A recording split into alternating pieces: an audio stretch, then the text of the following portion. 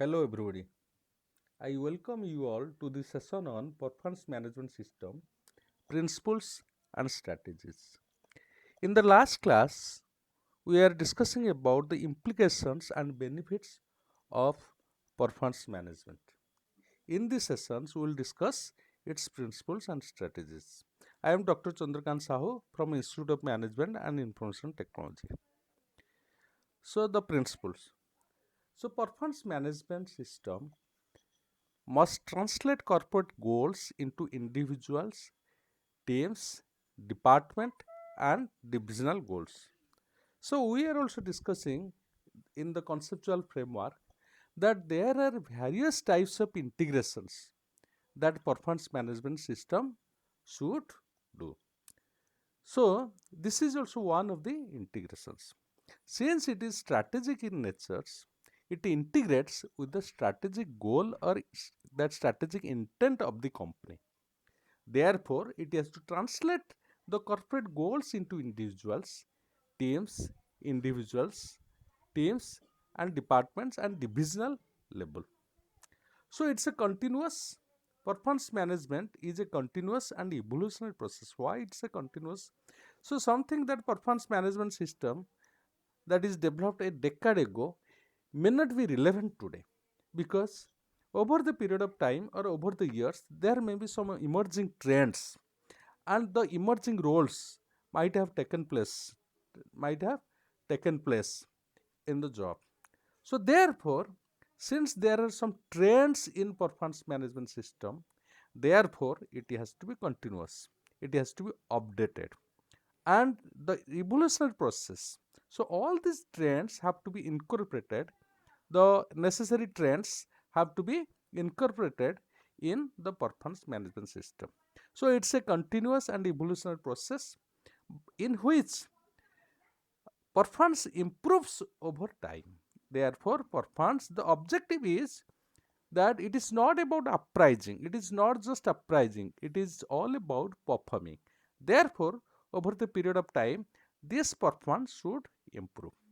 So, it relies on performance management relies on consensus and cooperation rather than control and coercions. Okay. So consensus means who should participate. So different stakeholder, like you can talk of something that happens in case of MBO, management objectives. So in management by objectives, it's very much like democratic. The process is very much like democratic. So when there is there are people who participates in the performance management system, like in MBO, like people are there like subordinates and supervisors, they participate in the decision making process. What should the goal of the department, what should the individual target, what should the target of the department. So as they discuss, similarly there should be consensus and cooperation from all the employees, both from managers and the employees. So it should not be based on the principles of control or coercions. So there should not be any force because they should understand, people should understand, or employees should understand what are their role in the performance management system. If people are threatened, okay, so they might not be able to participate or contribute effectively or to the optimum level to the performance of the organizations. It encourages self management and individual discipline. Self management means so it requires discipline, okay, from the side of the employees, self management, and there should be that employees have to be also empowered to that extent. It requires a management style that is open and honest and encourages two-way communications. So it requires a management style that is open and honest, okay, and encourages two-way communications. So as we discussed that it is participatory in nature. Okay, it is participatory in nature. So feedback from both the sides is very much important. Okay, so it requires a management style that is open and honest, and encourages two-way communications. between supervisors and subordinates. It also requires continuous feedback. It is very much significant because the organization that stops or closes its feedback channel, it cannot develop. Similarly, this can also happen in case of HR. Okay, HR or the employees needs feedback, and the company also needs feedback of their employees. Okay, so mutual feedback is also very much essential. So performance management should operate in accordance with the following ethical principles as defined by Winston Lee and Stuart Smith, 1996. Respect for individuals. Okay, so respect for individuals, that means people should be treated as ends in themselves and not merely as means to other ends. So people should not be used only for the sake of the company. What does it mean? That even if while people are being utilized for the benefits of the company, employees benefits have to be also taken care of. So there should be respect for the individuals. It is not one sided. So therefore mutual respects also come into being. Okay. The parties involved in performance management process should respect each other's need and preoccupations. Mutual respect that we talked about. Okay. Procedural fairness. The procedures incorporated in performance management should be operated fairly to limit the adverse effect on individuals. So performance um, appraisal system should minimize the negative impact on the employees. Okay, so suppose take for example, suppose a goal is developed or a target is developed for employees. Suppose that target is not attainable. Okay, because when a target is fixed, so normally it should be fixed, or the target should be that delivered or performed by an average employees. That means if target is extremely high, people will not be able to perform. So then transparency in the system. So people affected by decisions emerging from the performance management process should have the opportunities to scrutinize the basis upon which decisions are made. So once again, it is another feedback. So transparency in the system, that means suppose the people, there are some of the people who are affected by the system. Okay, so they should have the opportunity to have a say on the system. Okay, so these are the principles. So there are some of the OSCAR principles in performance management system. Okay, OSCAR principles. So to begin with, O for objective and fair at all times. So objective, as you know that unless the performance management system is objective, you cannot measure it. Okay, even if it can be subjective, sometimes what happens that there are some of the subjective tools are being used, subjective methods are being used in performance management system. But however subjective, suppose take for example critical incidents methods. Okay, so critical incidents methods that records the incidents that are critical for an employee and the organization as well, these are recorded. But the number of critical uh, incidents can be also quantified. Okay, so so normally what is expected, this that objective and fair at all times performance management system. So second, S for smart goals that develop personals or persons potentials. As you know that this SMART stand for specific. The goal has to be very much specific. It should not be broad. Okay, it should be measurable. There should be matrices to measure. Okay, so measurable. It should be attainable. It should be something. The goal should be attainable. It should not be too high or too low. Then it should be relevant for the organizations, and it must have a time frame. It has to be time bound. So these are the characteristics of smart goals. and these SMART goals that develop person's potential. So these SMART goals should not only help the organization but also it should help the individual employees to enhance their uh, potentials. So C for competencies, see and match the roles responsibilities. So it's a kind of right fit. Okay. So competencies and the role have to be matched. Then assess, A for assess persons based on the role requirement. So every job will have certain roles. Okay, as per the role requirement, okay, the persons have to be selected. Persons have to be selected.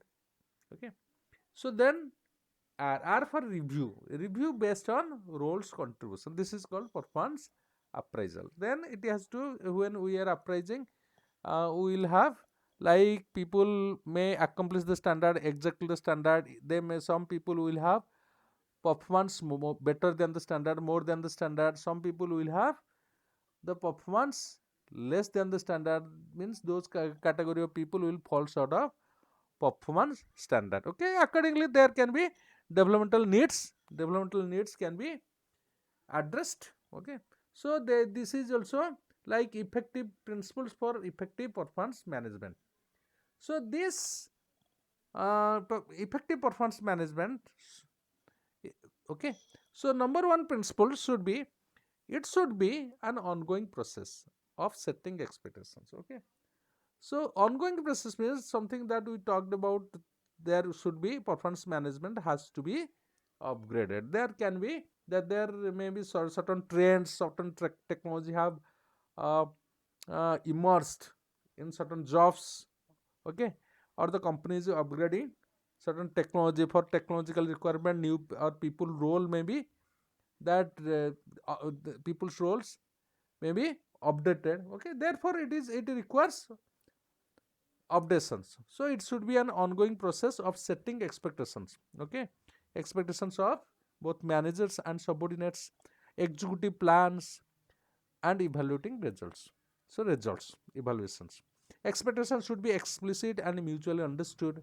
Okay, this expectation should be clearly understood. Okay, clearly defined or clearly stated and mutually it should be understood. The parties involved in these expectations must understand these explicitly. Okay, engagement is increased when people are involved in planning the work. So basically it talks about democracy, people's or employees involvement in the decision making process, like we are talking about that MBO, management by objectives. Okay, so engagement is increased.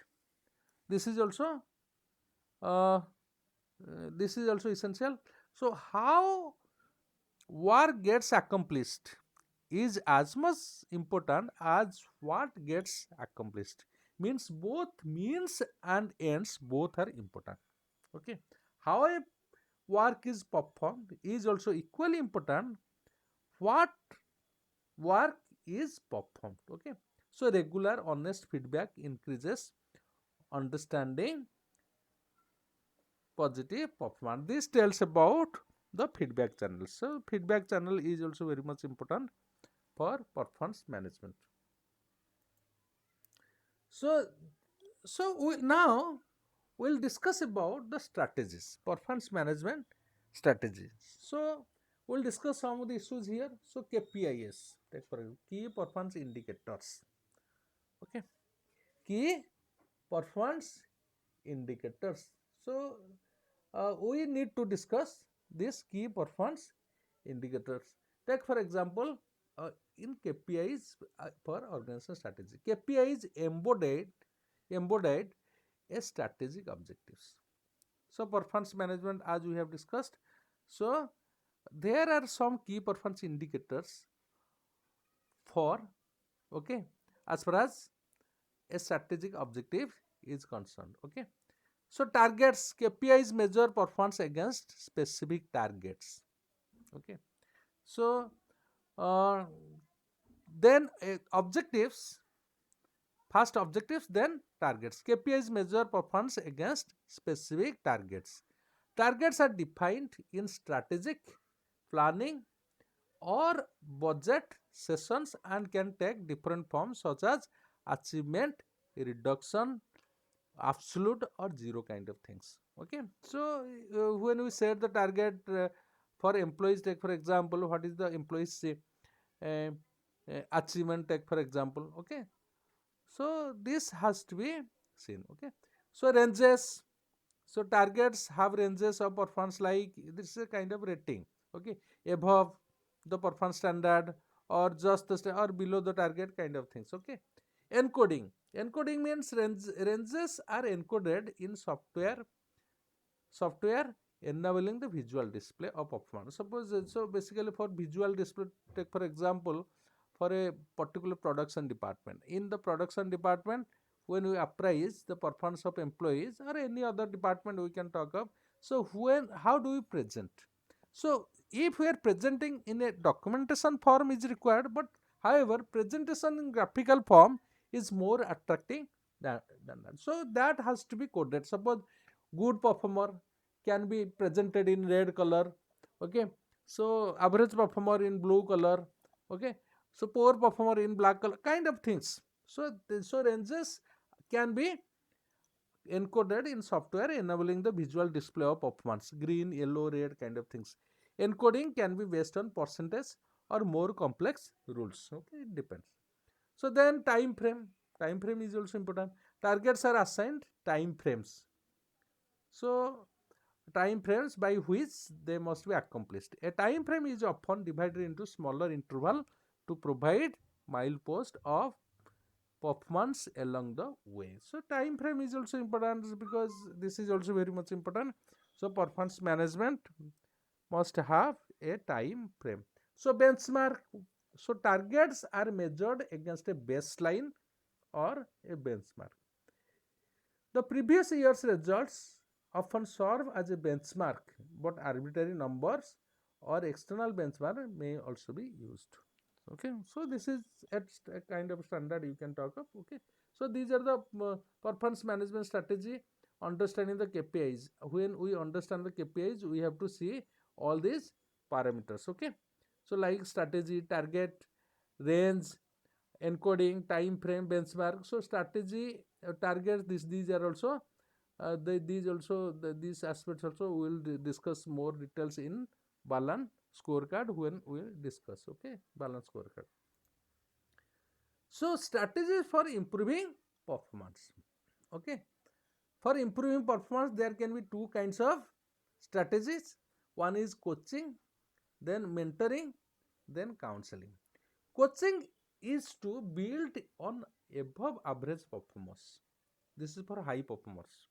Okay, coaching may be required. Okay, then mentoring for average performance and counseling to improve below average performance. We should understand what are the difference between coaching, counseling and mentoring. Okay, the ICF defines coaching as partnering with clients in a thought-provoking and creative process that inspires them to maximize their personal and professional needs. It's a kind of collaborations with clients. Okay, clients collaborations. So coaching is short term. Coaching is given for short term. It can be formal and informal, or formal. It can be formal and structured. Coaching can be formal and structured. It is specific and measurable. It is performance driven. Okay. So therefore, to boost high performance, it is required. Coaching is essential for that. Partnering with clients in a thought-provoking and creative process that inspire them to maximize their professionals and personal potential. Okay, but mentoring can be defined as someone with seniority offering informal advice to someone with less experience. That means it is working with co-workers. But in case of coaching, it is working with clients. Okay. So mentoring is working with co-workers. It can be defined as someone with seniority offering informal advice to someone with less experience. Mentoring is long term, informal, development driven, looser parameters for growth. Understood? So basically, if you talk of coaching is short term, okay, mentoring is long term. Coaching is formal, mentoring is informal. Coaching is performance driven, whereas mentoring is development driven. So, but counseling is relating to emotions, fears, and other elements that affect a person or an employee or an individual from progressing, okay, from progress. Okay, for a student it can be study life. Okay, there are some of the that maybe there may be certain sort of inferior complexity feelings, take for example. Okay, when there is certain kind of inferior complexity feelings, okay, or certain kind of depression is there in an employee, so counseling can work better. Okay, of course counseling is more into personal problems and situations. Understand? I think it is clear. So there are then how to reduce attrition. So attrition is also a problem, as you know that. So attrition means, what is the meaning of attrition? People leaving the jobs. People leaving jobs or joining and leaving. Okay, so it can be a problem for a company. If you see, this attrition can be a problem for the company. So how to reduce or minimize attritions? So these are the uh, that principles we can follow. So use performance language and a future focus to motivate employees. So it is critical that you pair more to positive language with an overall performance management program that emphasize development instead of being solely concerned with evaluating performance of the employees. Okay, so just the purpose is not just to evaluate but to develop the employees. This shift in outlook not only helps reduce employees fear and anxiety, it engages and motivates people because they feel the process is now more about them and their future development. Therefore, it is very much essential that those who are working in managerial position, they should use positive language, okay, motivating language. Okay, so then help your manager become better coaches. Understood? So this means, what does it mean? Investing time and resources into helping manager develop and improve their skills is critically important to reduce attritions. Very often what happens, new managers are thrown into their roles without adequate training, and their relative lack of experience can cause big problems, especially when it comes to coaching employees effectively. Managers have an outsized impact on the motivation of their direct reports. So it's vital to teach them how to have productive conversations around performance so they can identify, develop and retain talented employees. So it is critical that HR teams help their managers understand the types of discussion they need to have, when to follow up effectively, and how to document interaction. This includes giving them the training and the tools they need to drive the process and provide transparency for everyone involved. Okay, so these are the things. Then third one, harness data and technology to communicate the business value of performance management system. So performance management system has to be a data driven performance management system. The more documented conversation everyone at the company has about performance means, okay, you will soon accumulated a trove of useful data. You can then use these two demonstrate the value and impact of your performance initiatives on the business as a whole and inform data driven decision making about strategies and goals. Understood? So data driven we talk of, so data for decision making, this has to be that a data driven performance management system has to be developed so that it can help reduce attritions. Understood? So HR as a customer service department for employees. Okay, customers. So if employees are treated as customers, okay, they get priority. So HR has to give priority.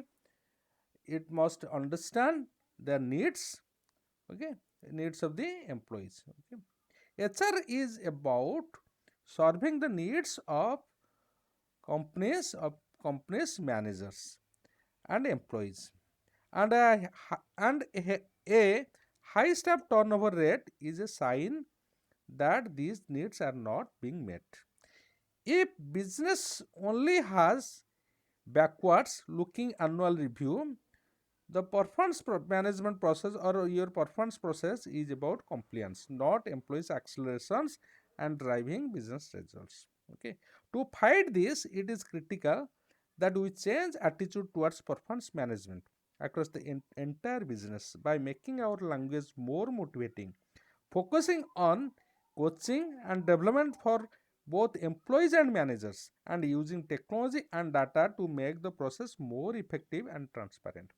The result will be significant reduction in turnover as well as more engaged and productive workforce that drives your business into the futures. Okay, so these are the way how attrition can be reduced. Attrition is not high attrition is not a good sign. Maybe acceptable level of attrition can be 10 to 15% is okay, but if suppose in technology based companies attrition is high, okay, so normally, so these can be the strategies which can be adopted to minimize attritions. So thank you for today. We have done the session for today. So what we have discussed? We have discussed today that principles and strategies for strategies of performance management systems. Okay, thank you for today. Okay.